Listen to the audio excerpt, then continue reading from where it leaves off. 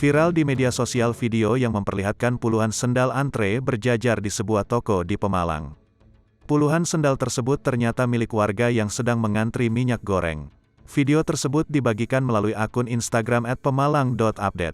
Dalam video unggahannya, sang perekam video awalnya mendekatkan kameranya ke bagian depan toko yang pagarnya masih tertutup. Terlihat juga banyak sandal yang berjajar dari para warga yang mengantre untuk membeli minyak goreng.